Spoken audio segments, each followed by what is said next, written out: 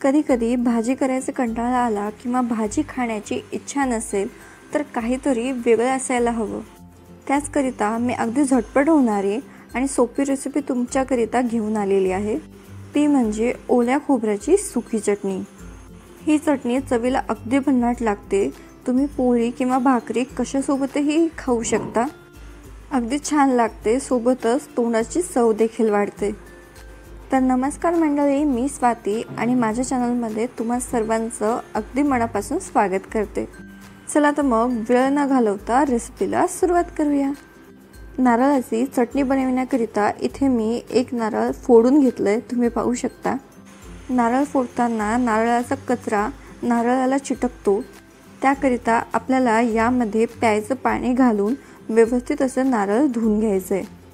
नारळ धुवून घेऊन त्यामधील पाणी आपण नितळून घेऊया आणि व्हिडिओमध्ये दाखवल्याप्रमाणे आपण नारळाचे पातळ आणि बारीक असे काप तयार करून घेऊया।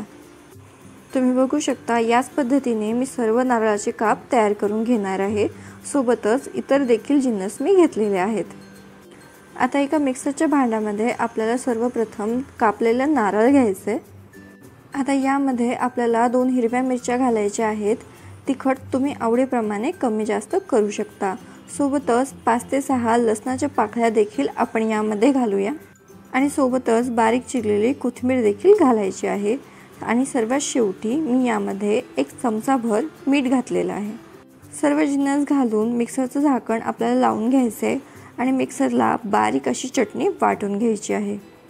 मिक्सर बंद चालू करत मी मिक्सरला छान अशी बारीक चटणी वाटून घेतलेली आहे, तुम्ही पाहू शकता। याच पद्धतीची बारीक चटणी आपल्याला हवी आहे। आता ही चटणी आपण एका बाउलमध्ये काढून घेऊया आणि व्यवस्थित अशी मिक्स करून घेऊया। आता चटणी बनवून तयार आहे, पण या चटणीची चव वाढविण्याकरिता इथे आपण तडका तयार करून घेऊ।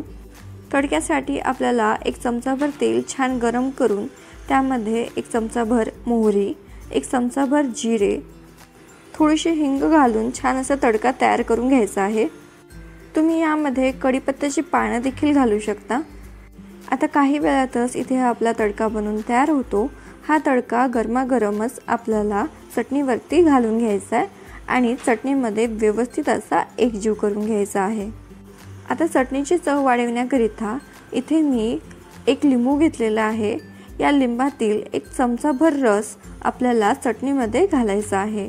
लिंबामुळे चटणीला अगदी फ्लेवर जबरदस्त येतो, तर तुम्ही लिंबू नक्कीच घाला, याने चटणीची चव आणखी वाढते। सर्व जिन्नस व्यवस्थित असे मिक्स करून घेऊ आणि काही वेळातच इथे आपली अगदी चमचमीत ओल्या नारळाची सुकी चटणी बनून तयार आहे। तोंडाची चव वाढवणारी ही चटणी अगदी खमंग लागते। जर घरामध्ये भाजीला काहीही नसेल किंवा भाजीचा कंटाळा आला असेल तर तुम्ही ही चटणी एकदा नक्कीच ट्राय करून बघा, कारण ही चटणी तुम्हाला नक्कीच आवडेल।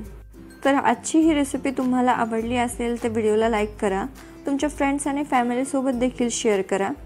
माझ्या चॅनलवर नवीन असाल तर चॅनलला सबस्क्राईब करा, सोबतच बेल आयकॉनवरही क्लिक करा, कारण अशाच नवनवीन चमचमीत आणि झणझणीत रेसिपी मी आठवड्यातून 3 वेळेस तुमच्याकरिता आणत असते। त्याचे नोटिफिकेशन तुम्हाला सर्वात प्रथम मिळतील। चला तर मग लवकरच भेटूया अशाच एका नवीन रेसिपीसोबत। तोपर्यंतसाठी धन्यवाद।